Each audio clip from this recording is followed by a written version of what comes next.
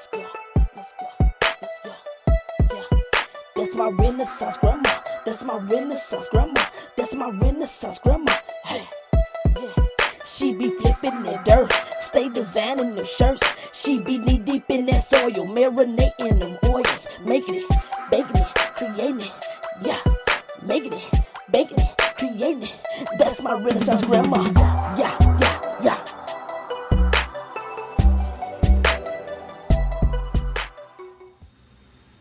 Hello, this is my Renaissance Grandma.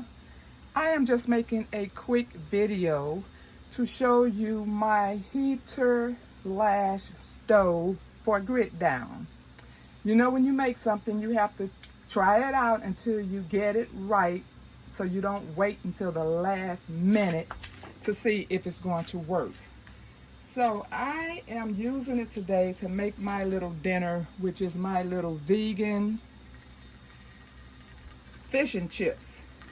So this is mushrooms, and I want to see how well this will cook. You need a cast iron skillet because this can smoke a lot and leave soot on your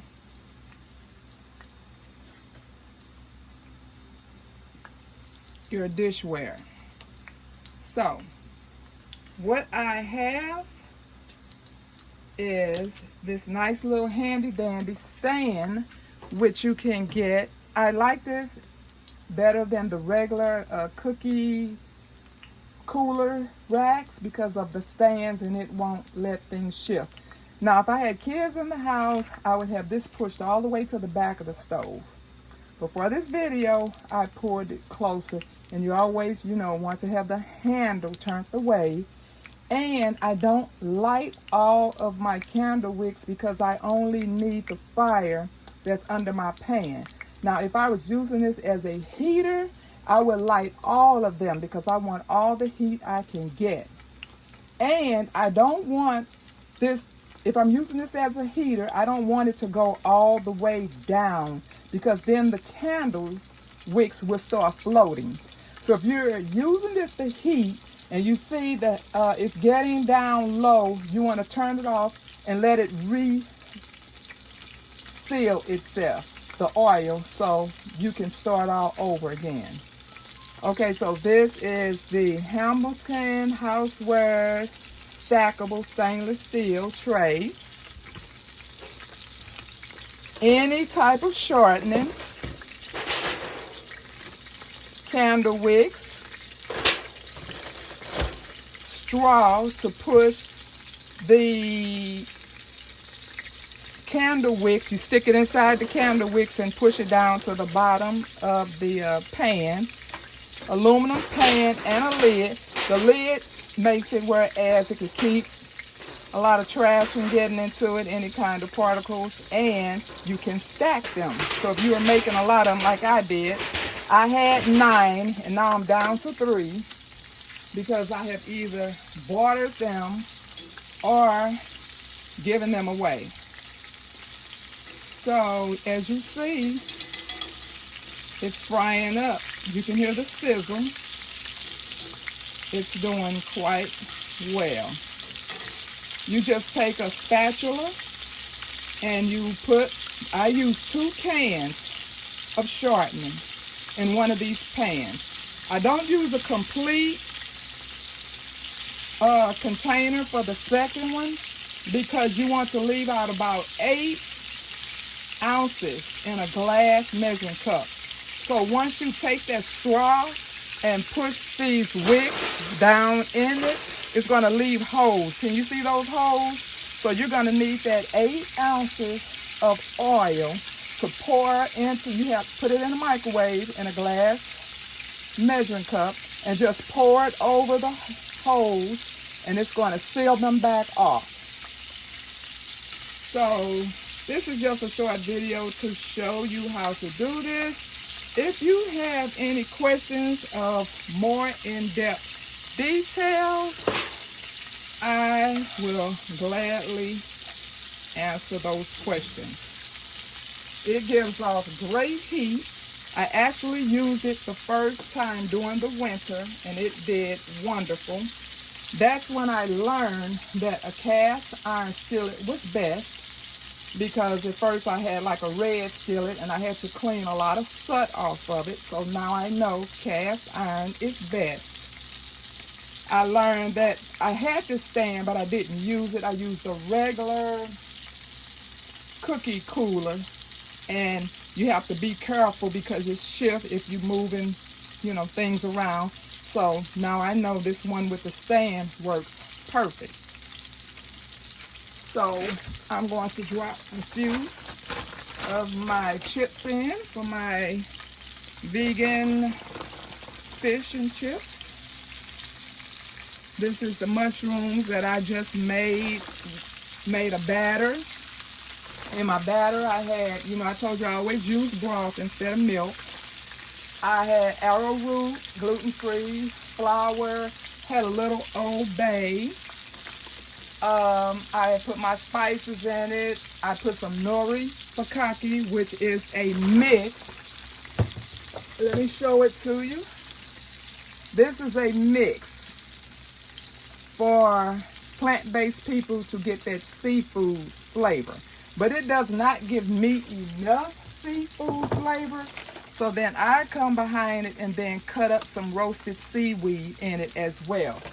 Because if you was a seafood lover before becoming plant-based, you want that seafood flavor. So I hope this helps someone.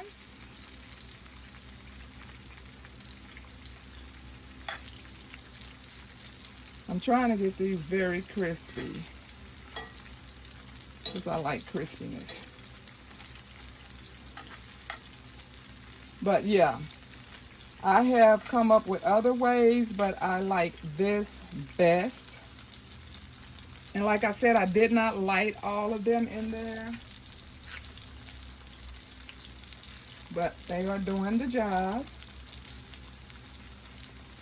And you always know that if you are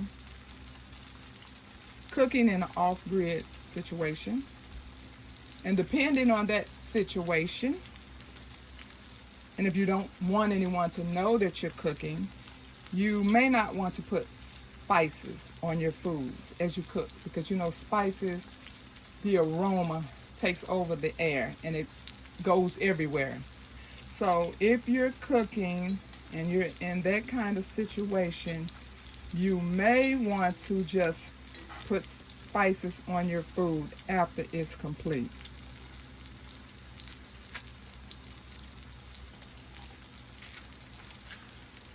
So the fire still looks good under there. Let me kind of move it over some so maybe you can see a little bit more down in there. See that?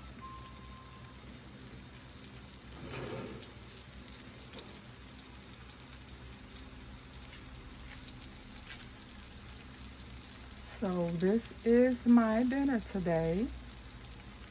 And just remember, if you are making things, if you are purchasing things, don't just purchase them or make them and put them in the corner and wait for the time to use them. You want to test them out. First of all, if you purchased it, you want to make sure you know how to work it well, you know what every button is for, you know how to use it. And if you're making it, you want to be sure that it's going to work according to the way that you in your mind expected it to work. So that's all I have. Just wanted you all to see that it's cooking up very well.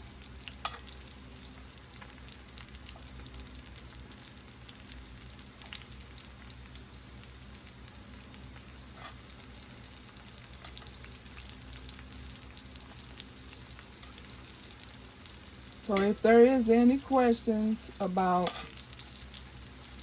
anything that hasn't to do with this video, just be sure to leave me a comment.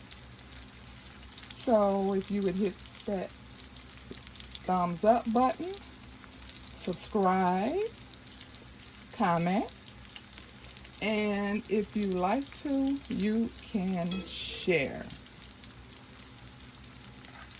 Thank you for watching. I'll pray for you, you pray for me, and we'll watch God change things. God bless. Have a wonderful evening.